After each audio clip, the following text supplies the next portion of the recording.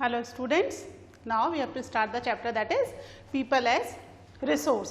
तो अभी तक हमने देख लिया कि people किस तरीके से resource है for the country, है ना. Population ही country के लिए क्या है, that is a productive और asset है country के लिए. पर country के लिए अगर पॉपुलेशन एसेट है तो उसे एसेट होने के लिए कुछ क्वालिटीज अपने आप में डेवलप करना ज़रूरी है ना. वो क्वालिटीज अगर ह्यूमन बीइंग में होंगी तभी वो अपनी कंट्री के लिए एक प्रॉपर एसेट बन पाएगा. एसेट तो समझते हो ना, एसेट मीन्स कंट्री के लिए वेल्थ, ठीक है. और अगर वो क्वालिटीज नहीं हैं तो वो अर्न तो कर पाएगा बट अपने पोटेंशियल के हिसाब से जितना कर सकता है उतना नहीं कर पाएगा, ठीक है. तो आज हम पढ़ेंगे about the quality of population, ठीक है. पॉपुलेशन की क्या क्वालिटीज होती हैं, ठीक है. तो किसी भी कंट्री की पॉपुलेशन में उसे क्वालिटी होने के लिए सबसे ज़्यादा इम्पॉर्टेंट है कि उस कंट्री की पॉपुलेशन एजुकेटेड एंड हेल्थी हो. किसी भी कंट्री में लिटरेट और हेल्दी पॉपुलेशन क्या होगी, that is asset for the country. कौन सी population, that is literate and healthy population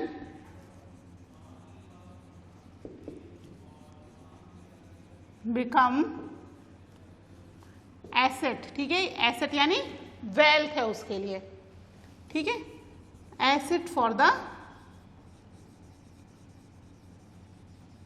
country. जैसा कि हमने जापान का एग्जाम्पल भी देखा था, है ना. वहां पर कोई भी नेचुरल रिसोर्स एज सच नहीं पाए जाते, फिर भी जापान एक डेवलप्ड एंड रिच कंट्री है. क्यों है? क्योंकि वहां की पॉपुलेशन लिटरेट है और वहां की पॉपुलेशन हेल्दी है. आए दिन न्यूज़पेपर में आता रहता है कि इतनी ज़्यादा एज के लोग जो हैं वो जापान में एग्जिस्ट कर पा रहे हैं, है ना. यानी लाइफ एक्सपेक्टेंसी जो है वो मैक्सिमम जापान के लोगों की है क्योंकि वहाँ हेल्थ फैसिलिटीज़ अच्छी है, वहाँ की पॉपुलेशन हेल्दी है ना. तो इसलिए वहाँ पर वो कंट्री जो है वो that is literate and healthy population की वजह से ही इतनी फास्टली डेवलप और इतनी जल्दी रिच हो पाई है, ठीक है. आए दिन डिजास्टर्स होते रहते हैं फिर भी वहाँ की पॉपुलेशन तुरंत ही उन डिजास्टर से बाहर निकल आती है ड्यू टू देयर एबिलिटीज, है ना. उनमें एबिलिटीज हैं. तो सबसे पहले हम क्वालिटी ऑफ पॉपुलेशन में देखेंगे about the education,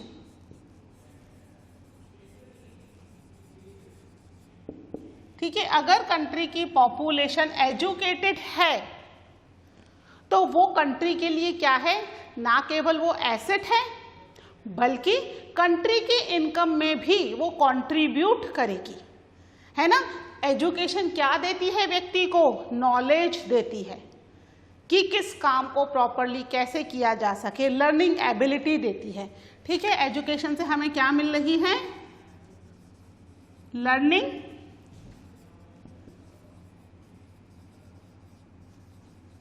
and knowledge मिल रही है, ठीक है. इसके अलावा कंट्री जो है अगर पॉपुलेशन एजुकेटेड है तो they will contribute in the development of the country. Country के डेवलपमेंट में भी वो कंट्रीब्यूट करेंगे इफ दे आर एजुकेटेड, ठीक है. डेवलपमेंट इन कंट्री, कंट्री का डेवलपमेंट होगा प्लस इंक्रीज द इनकम, ठीक है. Income of individual person,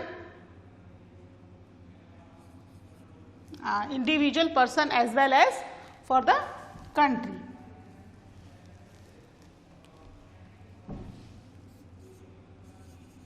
income of person as well as country, दोनों की ही इनकम जो है वो इंक्रीज होगी if the person is educated.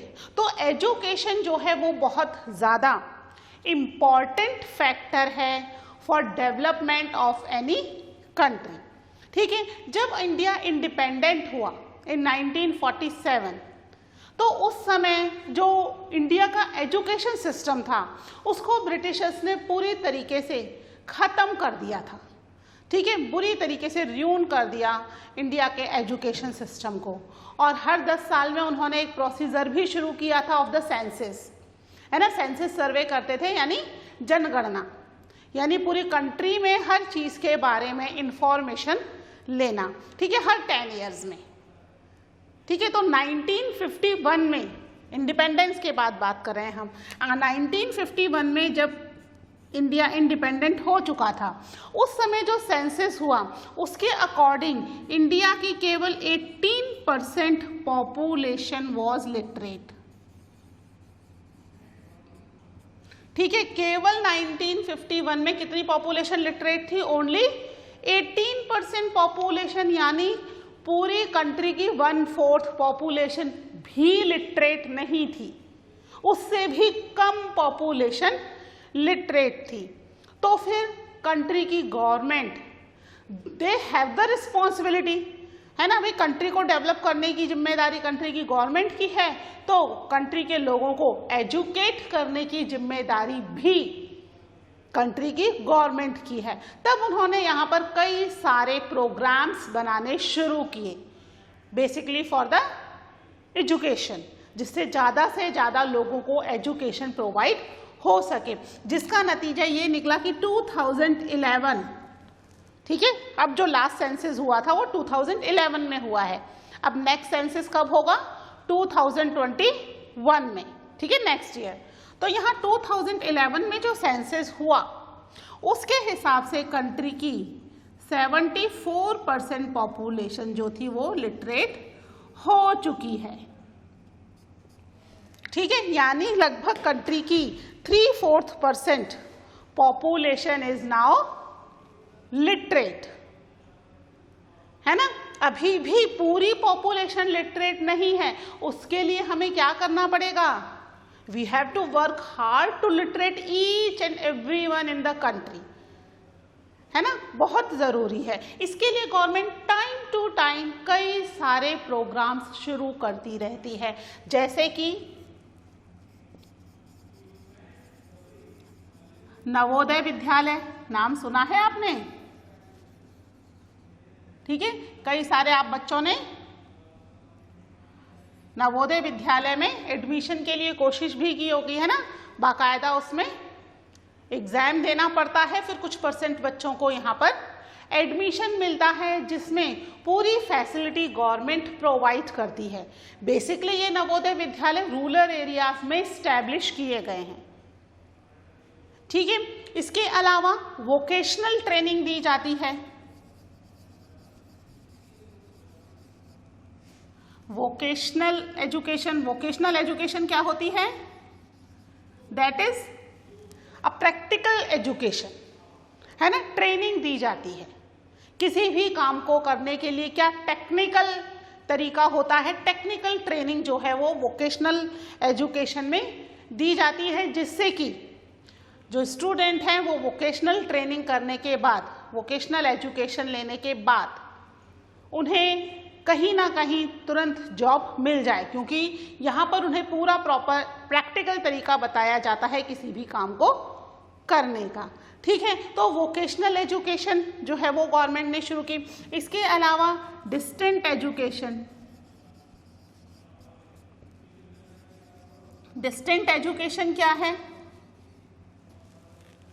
देखो बच्चों, कई बार क्या होता है, किसी न किसी फैमिली रीज़न से बहुत सारे बच्चों को 10th और 12th पास करने के बाद ही एजुकेशन बीच में रोकनी पड़ती है ना, और फैमिली को सपोर्ट करने के लिए उन्हें अर्न करना पड़ता है। ठीक है, फैमिली को सपोर्ट करना भी हमारी ही जिम्मेदारी है, if we are member of the family.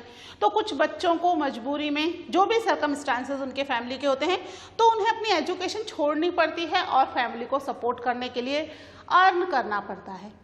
लेकिन उनकी इच्छा होती है कि वो हायर एजुकेशन लें। तो इसके लिए एक डिस्टेंट एजुकेशन का प्रोग्राम चलाया है जिसमें बच्चों को रेगुलर कॉलेज नहीं जाना पड़ता है ना। इसके अंदर बच्चा घर पे ही रहे, अपनी जॉब करे, उसे सारा स्टडी मटेरियल वगैरह प्रोवाइड कर दिया जाता है और वो अपनी जॉब के साथ कुछ समय अपनी एजुकेशन को दे और फिर फाइनली एग्जाम्स में उसे अपीयर होना पड़ता है, सेल्फ स्टडी करनी पड़ती है बेसिकली उन्हें अपने आप। लेकिन क्योंकि वो बहुत इच्छा है उनकी to get the higher education, तो यहाँ ये डिस्टेंट एजुकेशन उनकी ये इच्छा पूरी कर देती है, जिसमें वो अपनी स्टडीज़ के साथ साथ पढ़ाई भी जारी रख सकते हैं और हायर एजुकेशन ले सकते हैं, बिना कॉलेज जाए अपनी हायर एजुकेशन को पूरा कर सकते हैं। तो ये कुछ तरीके हैं जिसके थ्रू एजुकेशन को बढ़ावा मिल रहा है।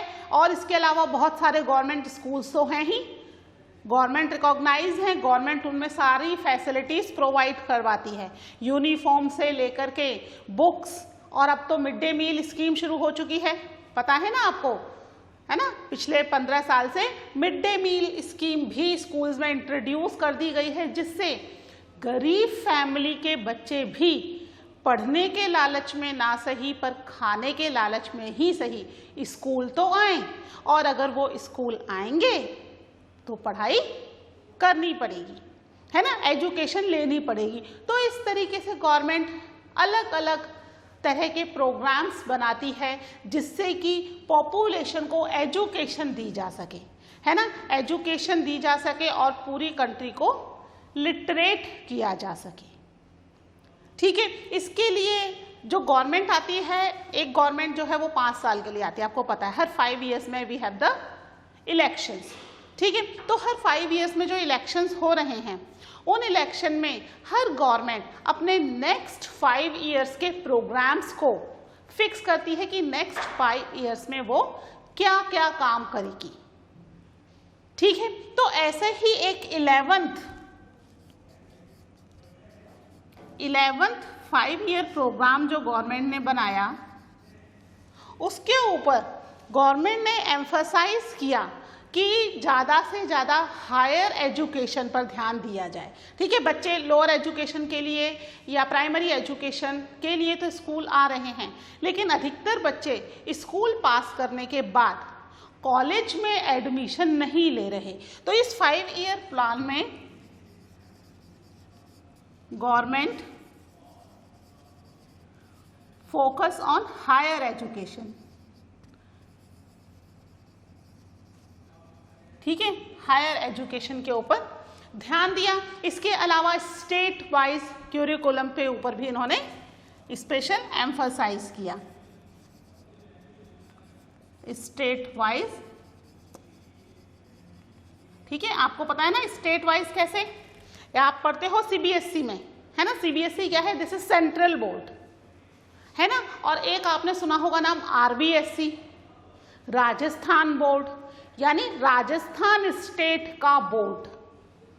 ठीक है, तो यहाँ स्टेट वाइज क्यूरिकुलम पर भी ध्यान दिया गया, यानी हर स्टेट अपने अपने स्टेट के अकॉर्डिंगली अपना एजुकेशन सिस्टम बना सकता है, बोर्ड बना सकता है, और उसके अकॉर्डिंग ही बुक्स वगैरह लगाई जा सकती हैं। ऐसा कंपल्शन नहीं है कि जो सेंट्रल गवर्नमेंट है उसके अकॉर्डिंग ही उन्हें काम करना पड़े या उसके अकॉर्डिंग ही उन्हें अपना एजुकेशन सिस्टम चलाना पड़े। और इसका नतीजा ये है कि लास्ट 50 ईयर्स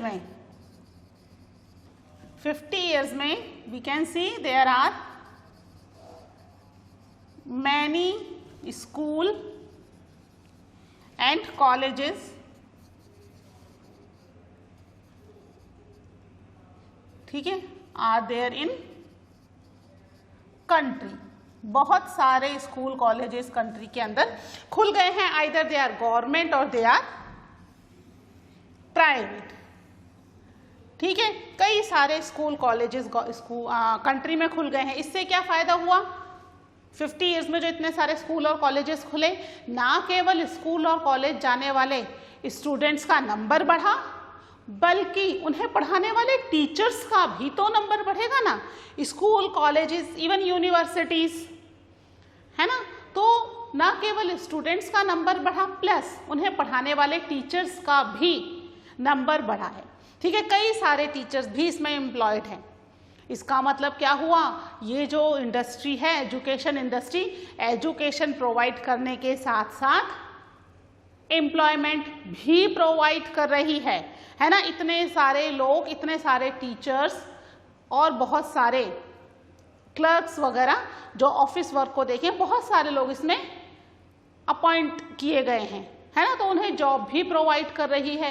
तो एजुकेशन जो है वो कंट्री के डेवलपमेंट में एक इम्पॉर्टेंट रोल प्ले करता है ना। अब देखते हैं 2021 के सेंसस में क्या आता है। अभी तक तो 3/4 पॉपुलेशन एजुकेटेड हो चुकी है। लिटरेट होने का मतलब क्या है, आपको पता है ना। लिटरेसी, लिटरेट का मतलब a person who is 7 years and above, who know any one language to read, write and understand। ठीक है, कोई भी 7 years and above person, if that person is able to read, write and understand any of the language, कोई ज़रूरी नहीं कि उसे English ही आनी चाहिए, हिंदी ही आनी चाहिए, कोई सी भी, आइदर उसकी जो मदर टंग है अगर वो भी उसे अच्छे से लिखनी, पढ़नी और समझनी आती है, that means that person is a literate. तो लिटरेसी रेट हुई है हमारी 74%, यानी पढ़े लिखे लोगों का नंबर बढ़ा है। But now we have to focus on the higher education. Higher education के ऊपर अब गवर्नमेंट का ज़्यादा फोकस होना शुरू हो गया है, जिससे कि कंट्री लिटरेट तो रहे ही, लिटरेट होने के अलावा हमें क्वालिटी पॉपुलेशन के ऊपर भी ध्यान देना है। और वो क्वालिटी पॉपुलेशन कब होगी, when a person is educated, if they get the higher education. केवल लिटरेट नहीं, हायर एजुकेशन लेना भी जरूरी है। तो इस पर अभी गवर्नमेंट का ज़्यादा एम्फोसिस हो रहा है। ठीक है, इसके अलावा जो डेवलप्ड कंट्री का जो सर्वे होता है उसके अंदर भी इंटरनेशनल लेवल पर हायर एजुकेशन, मतलब हाईली एजुकेटेड जो स्टूडेंट्स हैं उनकी ही काउंटिंग की जाती है कंट्री में, ये देखने के लिए कि कंट्री इज डेवलप्ड और डेवलपिंग। ठीक है, केवल लिटरेसी रेट हम देखते हैं कि भाई चलो हमने एक लिटरेसी रेट जो है वो तो फिक्स कर ली कि इतने लोग लिटरेट हैं, आगे का हम देखेंगे कि भाई अब हायर एजुकेशन के ऊपर एम्फसाइज किया जा सके। ठीक है, तो एक इंपॉर्टेंट क्राइटेरिया तो हो गया एजुकेशन। अब दूसरा important criteria that is health. ठीक है, इसको रब कर दूं। तो फिर अब हम देखते हैं कि हेल्थ जो है that is also an important criteria. कैसे,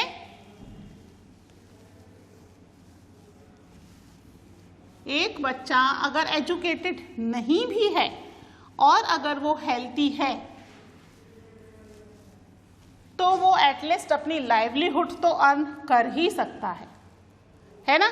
एक व्यक्ति के लिए एजुकेशन इम्पॉर्टेंट है, लेकिन सबसे ज़्यादा इम्पॉर्टेंट क्या है, उसकी हेल्थ।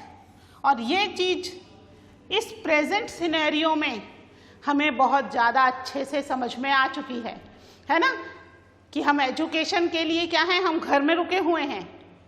क्यों?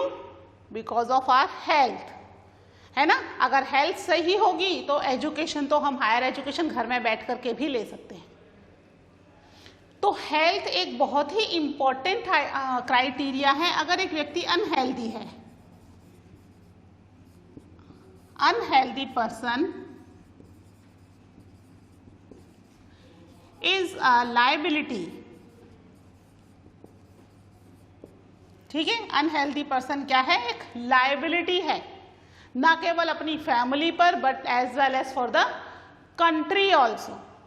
ठीक है, कैसे वो लायबिलिटी है, क्योंकि अनहेल्दी पर्सन की हमें टेक केयर करनी पड़ेगी ना, ध्यान रखना, इलाज कराना, टाइम टू टाइम दवाइयाँ देना, उसके इतने सारे खर्चे, और वो अपने लिए कुछ भी नहीं कर पा रहा है, ना खुद के लिए ना ही फैमिली के लिए। कंट्री तो फिर बहुत दूर की बात हो गई। है ना। तो हेल्दी होना बहुत ज़्यादा ज़रूरी है, और अगर हेल्थ है तो वेल्थ है। सुना है ना, आजकल तो बहुत फेमस हो रहा है, जान है तो जहान है, हेल्थ इज़ वेल्थ। क्योंकि कोरोना टाइम में हम हेल्थ के पॉइंट ऑफ व्यू से ही घर में बैठे हुए हैं। हमारा स्कूल जाना, खेलने जाना, इतनी सारी हम एक्स्ट्रा को करिकुलर एक्टिविटीज़ करते थे, वो सारी एक्टिविटीज़ सब कुछ हमारा बंद हो गया just because of our health, है ना। बचपन से ही जब एक बच्चा बर्थ लेता है उस समय से ही बच्चे को कई सारे वैक्सीनेशन दिए जाते हैं। ये वैक्सीनेशन बेसिकली क्यों दिए जाते हैं? जिससे कि बच्चे की इम्यूनिटी इंक्रीज हो सके और आगे फ्यूचर में उसे कोई भी बीमारी ना हो। ठीक है, छोटी मोटी बीमारियां चलती रहती हैं, बट बेसिकली हेल्थ के पॉइंट ऑफ व्यू से बचपन से ही बच्चे को कई सारे वैक्सीनेशन दिए जाते हैं। ठीक है, और इसके लिए गवर्नमेंट भी बहुत कंटिन्यू अपनी कोशिशें कर रही है। जगह जगह गवर्नमेंट के हेल्थ सेंटर्स आपने देखे होंगे, है ना, बहुत सारे हेल्थ सेंटर जगह जगह खुले हुए हैं, जिससे कि प्रॉपरली बच्चों को या बड़ों को प्रॉपरली ट्रीटमेंट दिया जा सके। जैसे राजस्थान में ही देख ली, जितने भी गवर्नमेंट डिस्पेंसरीज हैं, वहाँ सभी गवर्नमेंट डिस्पेंसरीज में फ्री में इलाज होता है। शायद 10 रुपये या 5 रुपये की एक रसीद करती है, और उसमें आपको डॉक्टर भी देख रहा है और आपको प्रॉपर मेडिसिन भी दी जा रही है। ठीक है, तो लास्ट 50 ईयर्स में 50 ईयर्स के आसपास जो मेडिकल इंफ्रास्ट्रक्चर है, मेडिकल इंफ्रास्ट्रक्चर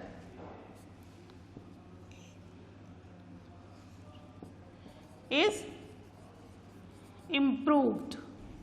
ठीक है, इम्प्रूव हुआ है, हम ये नहीं कह सकते कि बहुत अच्छा हो गया है। कहाँ पर? इन इंडिया, हम इंडिया की ही बात कर रहे हैं केवल।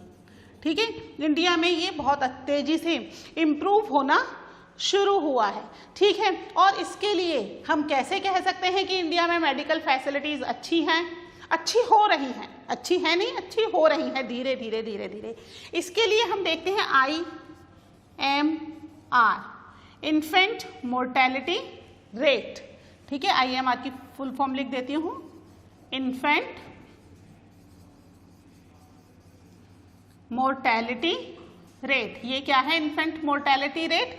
कोई भी बच्चा 0 से लेकर 1 ईयर की एज तक कितना सरवाइव कर पाता है।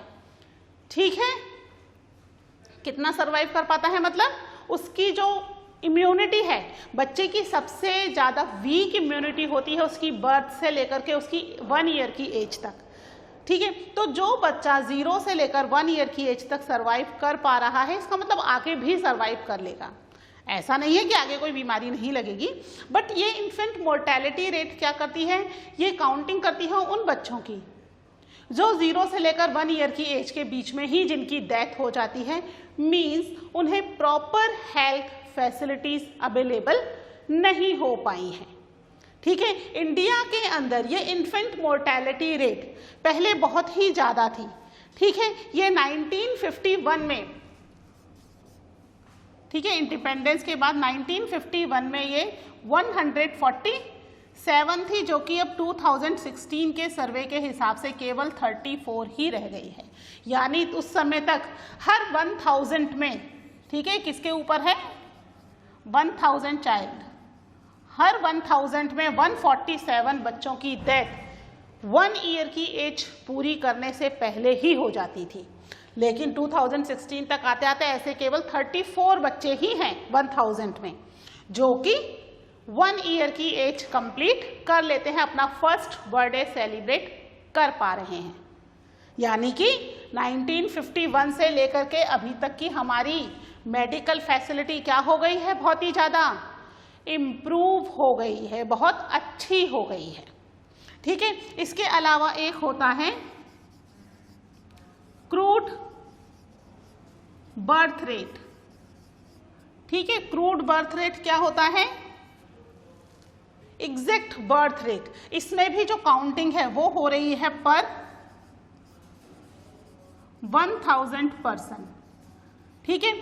हर साल 1000 पर कितने बच्चों का बर्थ हो रहा है, ठीक है। ये काउंटिंग किस पर है, 1000 पर कितने बच्चे बर्थ ले रहे हैं, जन्म ले रहे हैं। ऐसे ही डेथ रेट होती है, डेथ रेट भी किस पर होती है, ये भी होती है पर 1000 ठीक है। वैसे सब चीजें हम किस में निकाल रहे थे, परसेंटेज में, है ना। लिटरेसी रेट हम परसेंटेज में निकाल रहे थे, बहुत सारी चीजें हम परसेंटेज में निकाल रहे थे।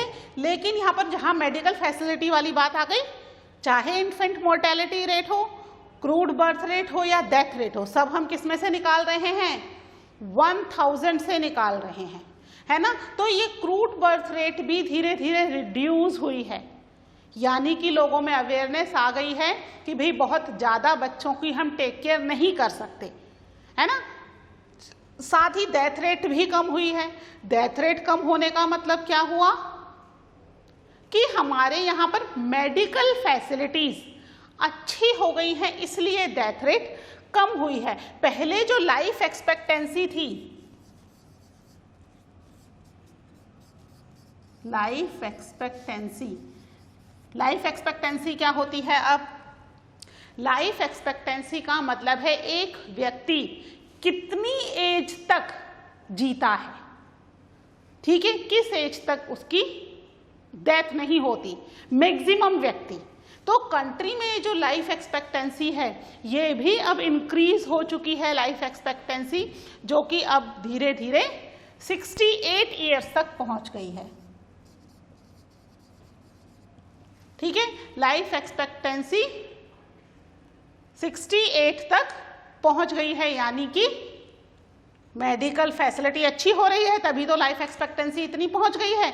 जहां पहले 54 और 50 ईयर्स ही थी, वहां 68 तक पहुंच गई है, ठीक है। इंडिया के अंदर जितने भी मेडिकल कॉलेजेस हैं, मैक्सिमम मेडिकल कॉलेज केवल 4 स्टेट्स डोमिनेट कर रहे हैं। कौन कौन से हैं ये, सबसे पहले है केरला, फिर है आंध्र प्रदेश, फिर है महाराष्ट्र और एक है कर्नाटका, ठीक है। कंट्री के मैक्सिमम जो मेडिकल कॉलेज हैं वो इन 4 स्टेट्स में ही हैं, और सबसे मिनिमम मेडिकल कॉलेज बिहार और उत्तर प्रदेश के अंदर हैं, ठीक है। यानी बिहार और उत्तर प्रदेश में मेडिकल फैसिलिटी अच्छी नहीं है, उसके कंपैरिजन में इन स्टेट्स में मेडिकल फैसिलिटीज ज़्यादा अच्छी है, ठीक है। तो ये हमारा हेल्थ का टॉपिक कंप्लीट हो रहा है। इसके साथ ही हमारी क्वालिटी ऑफ पॉपुलेशन जो टॉपिक है वो कंप्लीट हो गया है, ठीक है। नेक्स्ट लेक्चर में पढ़ेंगे हम अबाउट द अनएम्प्लॉयमेंट। तब तक के लिए टेक केयर, बाय।